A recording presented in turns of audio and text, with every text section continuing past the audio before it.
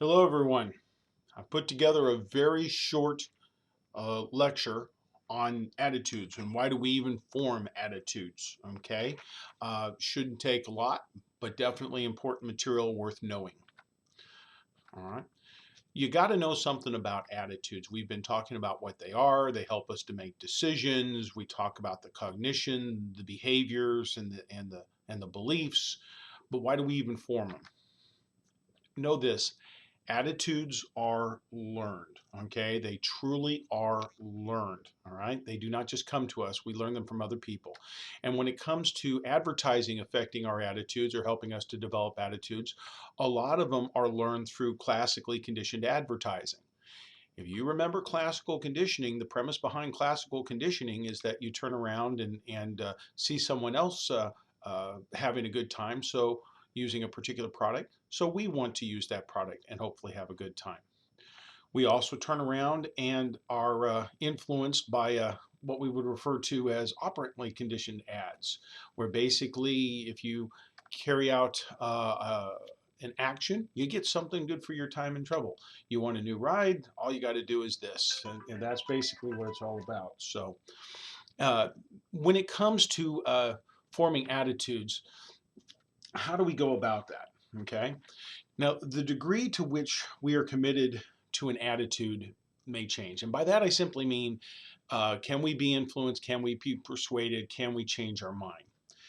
Depends on our level of commitment. We speak of what is called basic compliance. Okay. This is the lowest level of involvement. All right.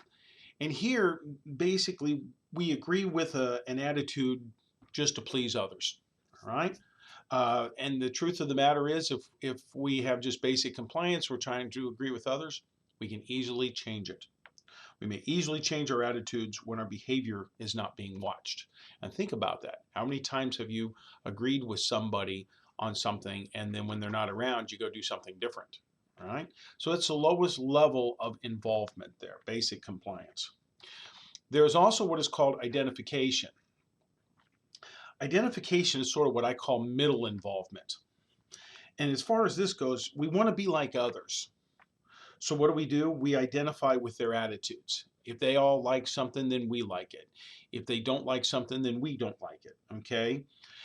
What do you want to do as a consumer, or excuse me, as a business or a marketer? Create ads that in the ads, using the product gets you basically noticed. If you depict the social consequences of nonconformity, don't use this product and people aren't going to like you. Some people will go ahead and buy the product so that they make sure that they are liked. They want to identify with others. And then probably the highest level is what I call internalization. All right. Attitudes at this point of involvement, the highest level of involvement, they become internalized and they become part of our value system and very, very hard to change. I put the Missouri State emblem up there because some people really take to, say, Missouri State basketball. They watch the Lady Bears or they watch the men and so on and so forth. And that's their team. That is their team. That is who they like. They've internalized it. It's part of who they are. All right. You could say the same with people who follow the St. Louis Cardinals or maybe even the Kansas City Royals baseball teams. What do these people do? Their cars, their homes, their clothing, all say Missouri State. You know, they wear T-shirts that say St. Louis Cardinals. You're not going to get them to change their basketball team or their baseball team. They pretty much have internalized it to this level. In fact, when you speak of sports teams, I would go so far as to say this: if their team ends up winning, they have a good day. Okay, if their team ends up losing, the Cardinals or the Royals or Missouri State, the next day they may not have as good a day. Their life is literally damaged. That's how internalized they are to a given attitude, and it really can make a big, big difference. So know those three levels: basic compliance, identification, and internalization. So how do we measure attitudes? I just went ahead and put all this up here because I think it's pretty simple. The easiest way to find out if a product is like is to ask. And how do companies ask about your feelings about a product? Probably the latest method are these online surveys, all right? You get them on a receipt, you turn around and go to a website, you fill out the survey, you put in a code, and they may ask you questions. And I don't know if you've ever done this, but I filled out a few of these, and just a McDonald's survey can take 20 minutes, 30 minutes. It's full of questions because they want to know everything.